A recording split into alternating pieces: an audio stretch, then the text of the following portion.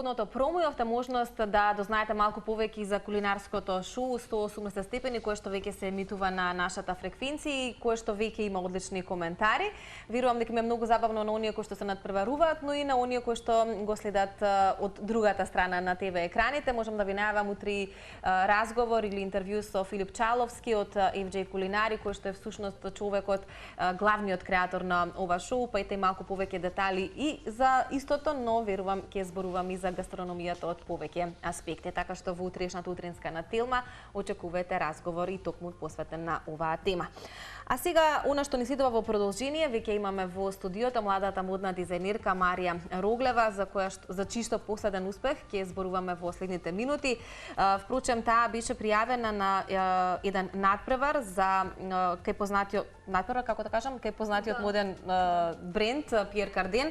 Имаше можност да се надпреваруваш со бројни модни дизајнери од целиот свет и да освоиш високо второ место. Така што во моментов си помеѓу најдобрите млади дизајнери, модни дизајнери во Европа и тоа е поводот за кој што имаме денес во студиото. Ти благодариме што ја прифати нашата покана и еве току Марија Роглева ќе имате можност во следните минути да ја запознаете и вие и да поразговараме малку повеќе за мода, за моден дизајн, за нешто што тебе ти е преокупација, сон и веројатно до некаде го живееш сонот, па ти е и реалност. Добро утро и добре ни дојде. Добро утро. Добро ве најдов. Ви благодарам на поканата.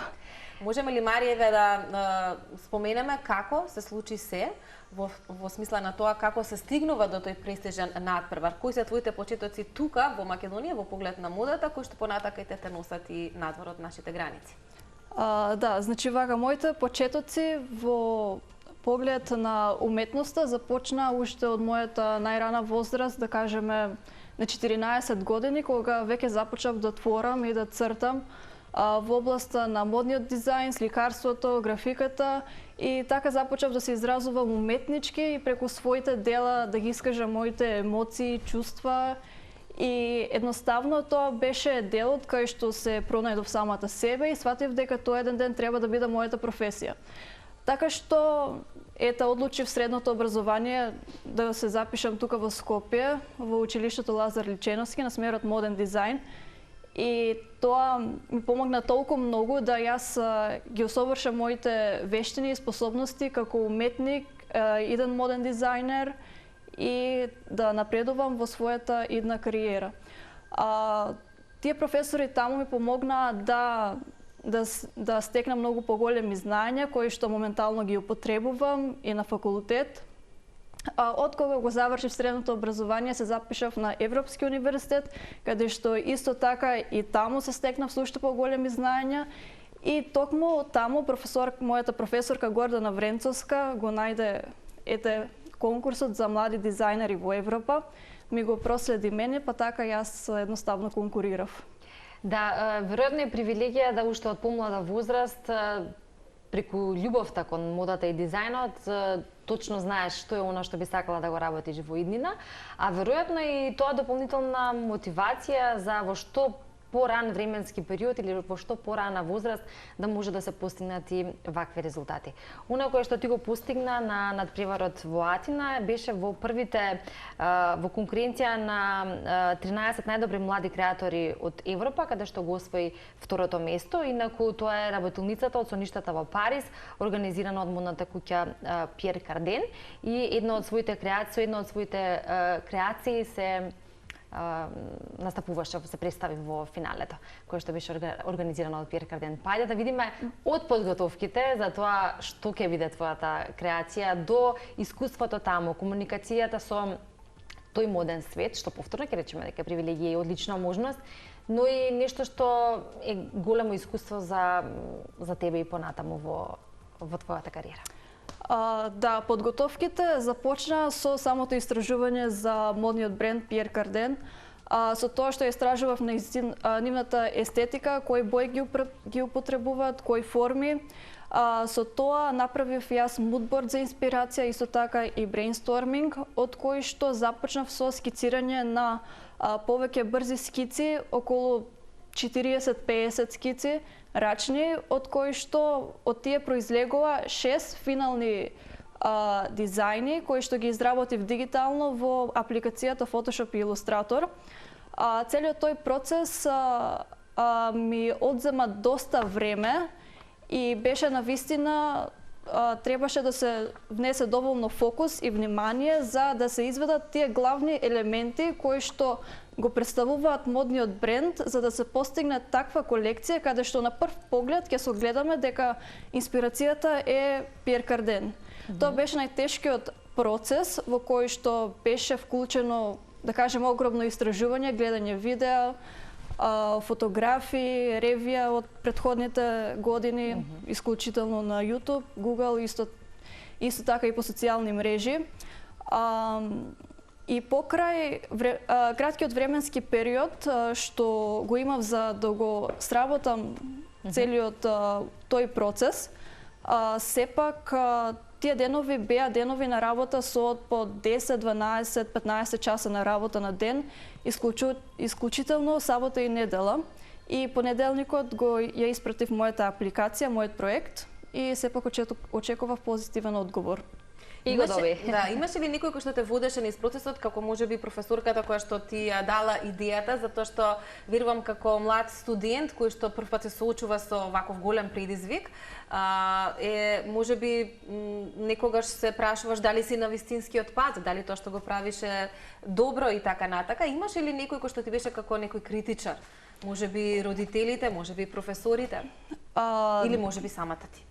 Да, особено во втората фаза, откако дознав дека влегувам во финале, тогаш требаше да се изработи модната креација, да се создаде. Во тој процес ментор ми беше мојата професорка, каде што ме водеше. Во првиот процес само се испраќаат скици? Во првиот процес, да, само се испраќаат скици. Добро, втората фаза е кога веќе треба да се изработи кога треба да се изработи, да. Добро. Во фазата каде што требаше да се изработи моделот, шењето се одвиваше во Богданци и во Скопје под менторство на мојата професорка Гордана Вренцовска. Креацијата се изведуваше околу, за изведба беа потребни околу 2 месеци. Да, таа е таа креација. И моделот сум јас. Потоа, откако беше изработена креацијата, ја испративме за Париз, таму исто така ја прегледа и од Париз ја испратија за Атина за да се одржи финалната ревија. На ревијата беше тоа супер искуство, учествуваа студенти од Јапонија, од Кина, од Италија, од Англија. 450 земји, така? Не, 450 студенти од повеќе земји, да, тоа беше за полуфиналето од 450 студенти. Потоа 13 студенти беа изберени за финалето. И во тие 13 бев јас. Тројца добија прва награда, така? Да, тројца добија прва награда, двајца добивме втора награда, јас и уште еден колега од Италија. И останатите добија како пофалници, да. Некакви други бенефити. Да. Конкретно, Марија, тебе што ти овозможува оваа втора награда, со оглед на тоа што веќе си вброена помеѓу најдобрите модни дизајнери или студенти во Европа, но не е мала работа во позадина да имате пофалница на еден начин од Пиер Карден, модниот бренд кој што има големо реноме. Какви врати ти отвора во модниот свет сето ова? Да, со овој мој постигнат успех, јас се надевам дека во иднина би се вработила како асистент во една таква добра модна куќа, бидејќи овој успех стварно придонесува, да кажеме, кон подобра иднина. Сепак би сакала јас пред се да се стекнам со повеќе знаење, вештини, исто така и финанси за на одредена возраст да го формирам јас својот моден бренд. Одлична визија. Имаш уште малку од завршувањето на студиите, така? Да. 4-та година спомена дека си. Да. Што планираш да правиш веднаш по завршувањето на студиите, со оглед на тоа што веќе имаш некаков план, што е тоа што сакаш да бидеш постепено градејќи својата кариера, по завршувањето на студиите се насочуваш кон дополнително едуцирање на оваа тема или директно на работа? И едното и другото, можеби. Да, и едното и другото. После завршувањето на студиите сакам да се запишам на магистерски труд. Исто така сакам и да започнам да работам во друг моден бренд каде што би запознала повеќе личности, би склучила повеќе контакти кои што во иднина секако би ми биле потребни за личен мој напредок. Тоа значи дека веројатно следаш за почеток надвор од границите на нашата земја, заради тоа што токму таму каде што е најмногу развиена модата во Европа, меѓу кои и Париз, каде што беше, и стекнувањето со тоа искуство дополнително придонесува за еден таков правец. Дружејќи се со луѓето од модниот свет и оние со кои што имаше можност таму да се запознаеш, што е она кое што го забележа, ти даде стимул во понатамошната работа, во смисла на пристапот кон работата, кон дизајнирање, кон креирање, кон создавање креации, но и самата перцепција на модата? Да, додека траеше самата работилница во Париз, тогаш седев на маса со дизајнери од Шпанија, од Италија, од Англија, исто така имаше. Кај сите нив согледав тотален фокус внесен. Не гледаат од страна кој како нацртал, кој која боечка ја земал, кој бои ги употребувал. Тотално фокусот е на нивниот лист, на нивниот цртеж. Не гледаат што се дешава од страна, ниту пак имаат слушалки музика да слушаат.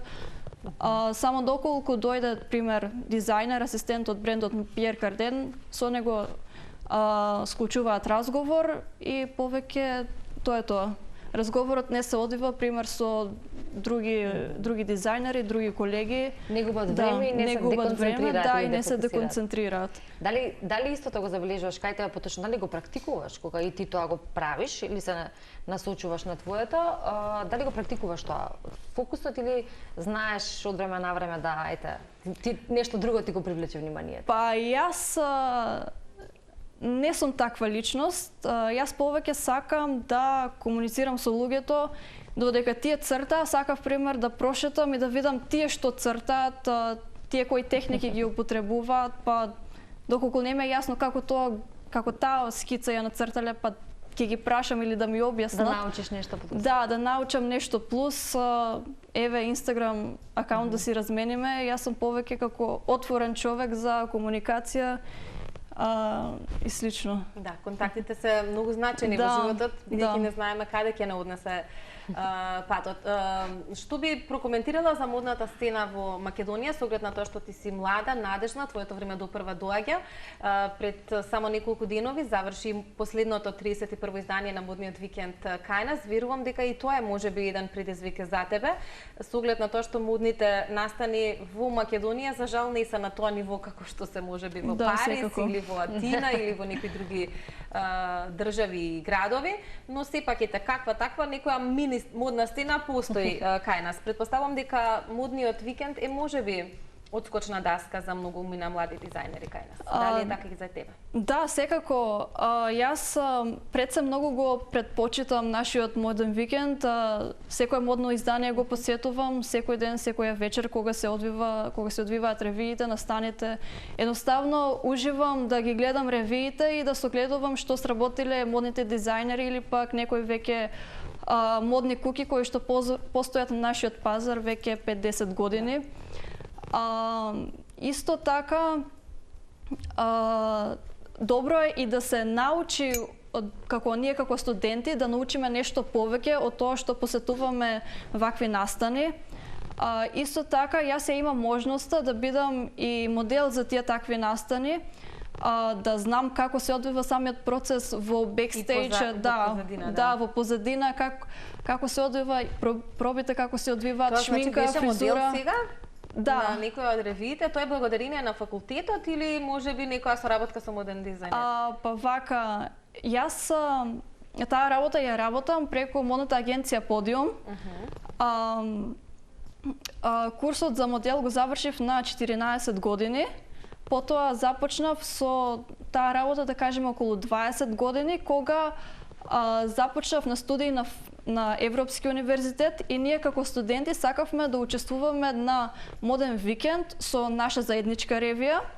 И на таа ревија исто така и јас бев модел, па така ме видоа и започнав и на следните модни викенди да учествувам како модел и за други модни брендови. Да, значи ти си може да си бидеш модел и за твоите креации. Да, точно. Во иднина, како што впрочем и беше на надпреварот. Ако речеме за македонските креатори, имаш ли македонски креатор кој што го обожуваш или кој што така преферираш да гледаш модни реви и се разбира светски мора да имаш? Да, па од македонските модни креатори нормално познавам повеќе, од кои што секогаш јас велам дека најголемата инспирација од македонските модни креатори се оние кои што мене ми дават знаење, а тие се моите професори на факултетот и тие од средното образование. Тие, иако се професори, исто така творат и на нашата домашна сцена во сооднос на модни реви, креации, цртежи исто така. А од свет? А од светските модни креатори доста се восхитувам на легендарната Коко Шанел, која што како млада дама, млада дизајнерка, жена, имала доста голема храброст да направи такви реформи во модата во тој временски период, на кој што сега многу модни дизајнери моментално се инспирираат од нејзината уметност, од нејзината мода, исто така и од нејзиниот карактер. Да. Иако кон крајот на нашиот разговор прашаме што е она кое што сега е во мода, ако зборуваме за модата во Европа, е она кое што се преферира таму, модата кај нас и оригиналноста, индивидуалноста, уникатноста. Што е се уште во мода? Да, па кога бев во Париз, сватив колку ствари луѓето се одникатни еден за друг. Секој со себе си ја носи својата уметност. Буквално да седнеш на клупа и да ги гледаш кој како поминува еден по друг, ќе сватиш дека секој е различен за себе и никој не критикува овој вака се облекол, овој така се облекол, а кај нас сите сме многу слични едни на други. Сите не дека премногу ја следиме модата сите еден до друг, но едноставно ја немаме таа храброст да се искажеме самите себе си како вистински некој би сакал да се облече. Никој кај нас можеби некој му се допаѓа македонскиот фолклор, но никој нема да се земе храброст да излезе надвор пример со народна носија. Тоа кај нас не се дешава. Да, додека ете така во европските земји можеме да забележиме такви примери, но ете пример можеме да земеме и секогаш да собереме храброст ако сметаме дека такво нешто треба да изразиме од себе. Марија, на крајот на нашиот разговор онако што можеме да ти го посакаме е успешна кариера која несомнено е пред тебе и визијата која што си ја имаш, па и зацртаните цели да ги оствариш успешно. А утринска на Телма се разбира тука за понатамошните успеси да можеме да ги презентираме, да ги представиме и веројатно да бидеме и на тој начин поблиску до она кое што се случува во модниот свет, како кај нас, така и надвор од нашите граници. Да. Ти благодарам за гостување. Ви благодарам и на вас.